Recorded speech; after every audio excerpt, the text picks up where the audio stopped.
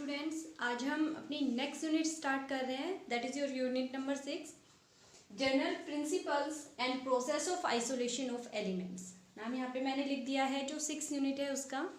तो देखिए, इसके अंदर आज हम सिर्फ कुछ बेसिक्स के बारे में बात करेंगे। एलिमेंट जो है बहुत ही कॉमन सा वर्ड है, केमिस्ट्री के अंदर बहुत बार रिपीट किया जाता है, आपको इसका मतलब भी पता होगा। जितने भी पीरियोडिक टेबल के अंदर सिंबलाइज किए हुए जो अल्फ़ाबेट लिखे हुए हैं वो एलिमेंट्स हैं। टोटल 118 एलिमेंट्स प्रेजेंट है। उन एलिमेंट्स को हम किस तरीके से एक्सट्रैक्ट करते हैं, उनके ओर से किस तरीके से उन्हें यूजफुल बनाया जाता है। एक ओर से किसी मेटल को निकाल के, किसी एलिमेंट को निकाल के उसे एक यूजफुल चीज़ के अंदर कन्वर्ट करना और फिर उसे इकोनॉमिकली, जो इकोनॉमिक पर्पस के लिए जो यूज़ किया जाता है उसके लायक बनाना। इस प्रोसेस में कौन कौन सी ऐसे स्टेज है बीच में जो आएंगी और किस तरीके से हम एक प्योर एलिमेंट को ऑब्टेन कर पाएंगे, ये हम देखेंगे इस यूनिट के अंदर। तो लेट्स स्टार्ट। सबसे पहले हम बात करते हैं यहाँ एलिमेंट की,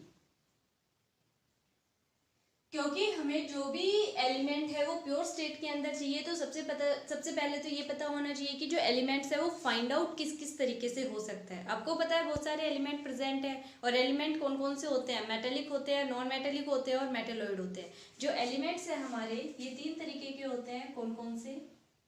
मेटल, नॉन मेटल और मेटेलॉइड।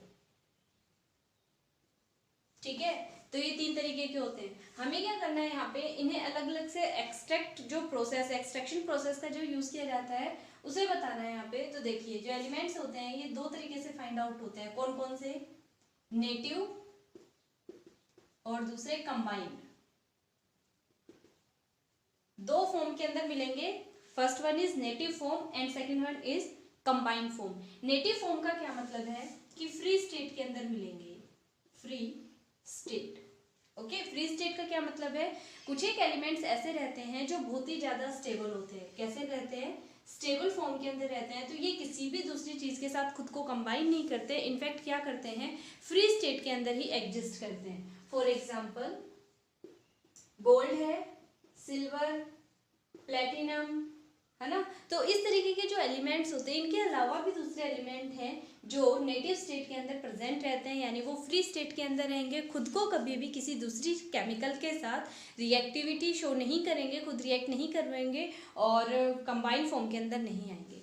तो दूसरा बच गया कंबाइंड फॉर्म। कंबाइंड फॉर्म क्या होता है? कंबाइंड फॉर्म के अंदर जो एलिमेंट्स होते हैं ये रिएक्ट कर जाते हैं, रिएक्टिविटी को शो कर देते हैं। रिएक्ट कर जाएंगे किसके साथ? रिएक्ट विद, आइदर मान लो मॉइस्चर प्रेजेंट है तो मॉइस्चर के अंदर क्या रहता है? वाटर रहता है, मॉइस्चर के साथ रिएक्ट कर सकते हैं, या फिर ऑक्सीजन के साथ रिएक्ट कर सकते हैं, या फिर कार्बन डाइऑक्साइड के साथ रिएक्ट कर सकते हैं।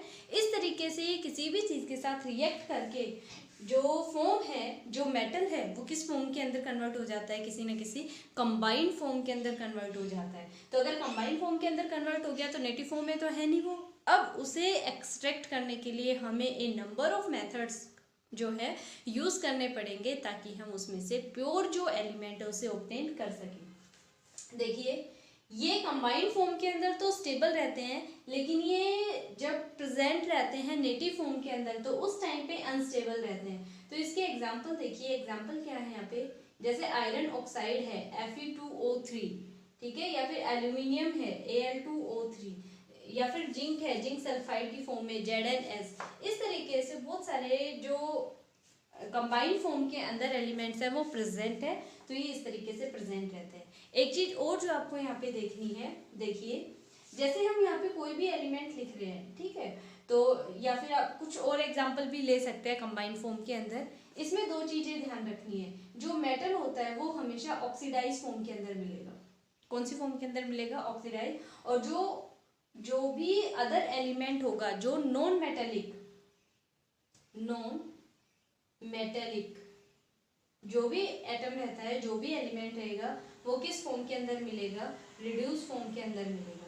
जैसे देखिए, मान लो हम हेलोजन ही कंसीडर कर ले, एक्स से रिप्रेजेंट कर रहे हैं यहाँ पे हेलोजन को, तो अगर आप देखेंगे तो वो इस फॉर्म में, तो ये तो नॉर्मल हो गई उसकी, लेकिन ये इस फॉर्म में ना मिलके किस फॉर्म में मिलेगा? इस तरीके से मिलेगा X नेगेटिव की फॉर्म में, ठीक है। और ये ऑक्सीडाइज फॉर्म के अंदर मिल रहा है। जो आयरन होता वो जो भी मेटल होती वो M फॉर्म के अंदर मिलनी चाहिए। मैं M से रिप्रेजेंट कर रही हूँ यहाँ पे, नॉर्मल M होनी चाहिए, तब तो इसके ऊपर किसी तरीके का कोई चार्ज नहीं है। लेकिन जब ये कंबाइंड फॉर्म के अंदर मिलती है तो M फॉर्म में ना मिलके किस में मिलेगी, Mn पॉजिटिव फॉर्म के अंदर मिलेगी। ओके, आप चाहें तो यहाँ पे देख सकते हैं। देखिए अगर आप कंसिडर करें यहाँ पे तो Fe2O3 है।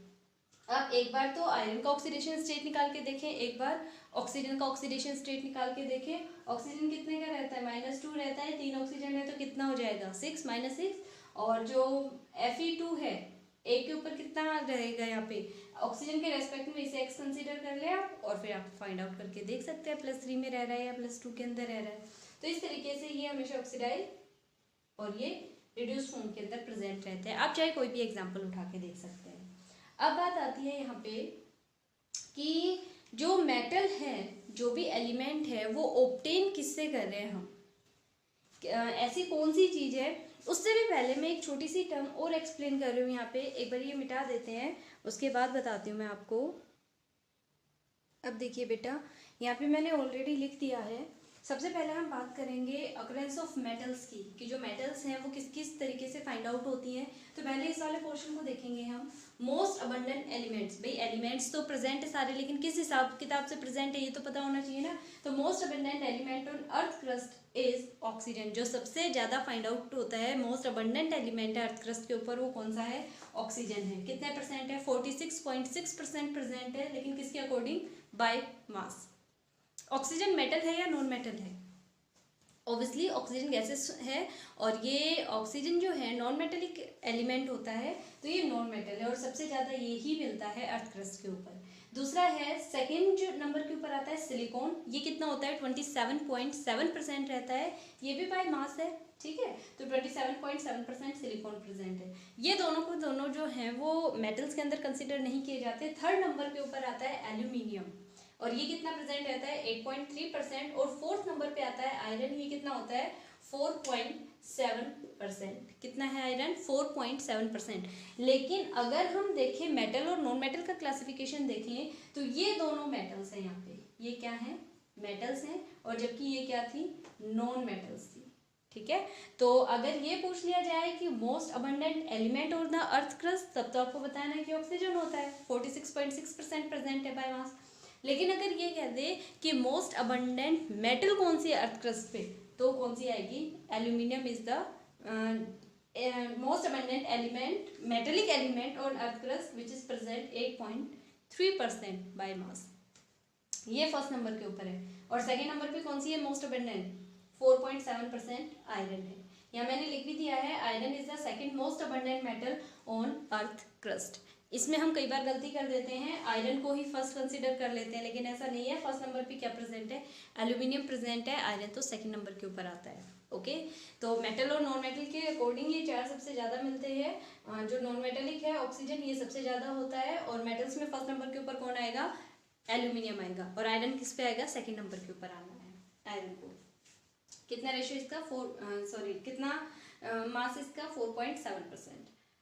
अब बात करते हैं हम मिनरल्स और ओर्स के बारे में, मिनरल एंड ओर। अब ओर और मिनरल होते क्या हैं, देखिए सबसे पहले द कंबाइंड स्टेट, ओर और मिनरल दोनों को ही बता रहे हैं हम यहाँ पे, तो भले ही यहाँ ओर ना डालें, आप डायरेक्ट लिख सकते हैं। The combined state in which metals are found is called its minerals.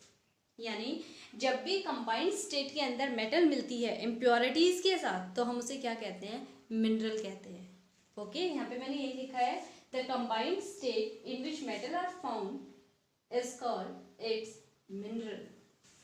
Okay, और देखिए, and that mineral from which the metal is extracted very economically and easily is called its ore.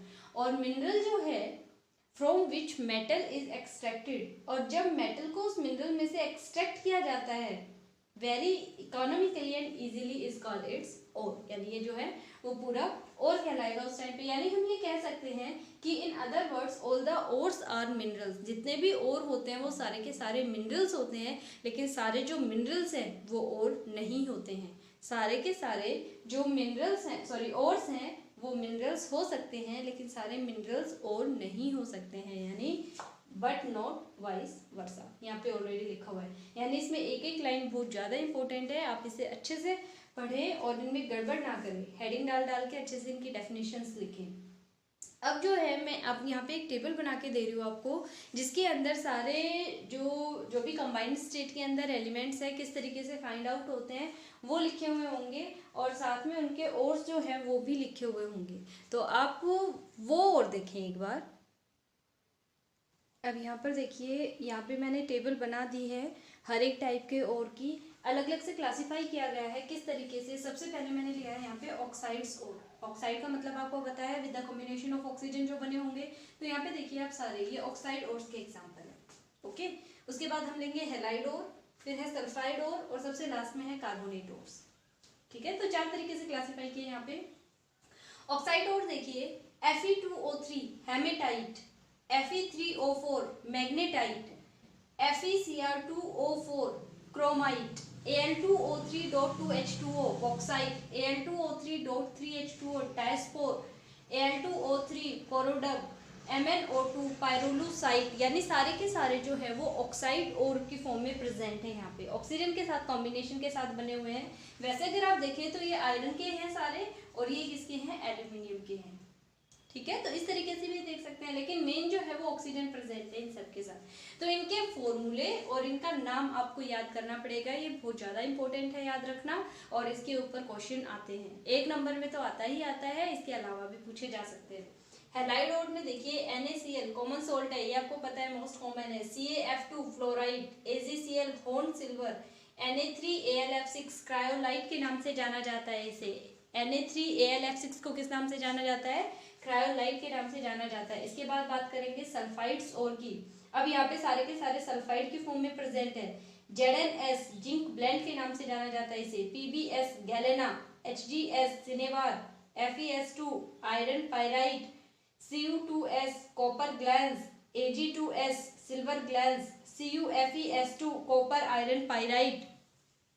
Carbonate ores है, अब यहाँ पे सारे carbonate form के अंदर present है। कैल्शियम कार्बोनेट है ये, CaCO3, कैल्साइट के नाम से जाना जाता है, MgCO3, मैग्नेसाइट के नाम से जाना जाता है, CuCO3.CuOH2, मैलेकाइट के नाम से जाना जाता है, CaCO3.MgCO3 को डोलोमाइट के नाम से जाना जाता है, ZnCO3 को कैलेमाइन के नाम से जाना जाता है, और FeCO3 को सिड्राइट के नाम से जाना जाता है। तो ये जो सारे हैं, ये मैंने कंप्लीट तो लिखे भी नहीं है, इतने ही लिखे हैं, थोड़े ही लिखे हैं ये तो आप ये अपने नोट्स के अंदर इंक्लूड करें। अगर बुक में ना भी दिए हुए हों ये, तो आप यहाँ से इन्हें नोट कर लें, और उसके बाद इन सबको विद फॉर्मूला आपको याद करना है, इनका नाम भी और इनके फॉर्मूले भी। स्टार्टिंग में थोड़ी डिफिकल्टी लगेगी, लेकिन जैसे जैसे आप बार बार प्रैक्टिस करेंगे, इनका नाम आप प्रोनाउंसिएशन करेंगे और आप लिखेंगे, तो आपको इजीली याद हो जाएंगे, कोई दिक्कत नहीं होगी। ओके, तो ये सारा क्लासिफिकेशन यहाँ तक आप कंप्लीट करें।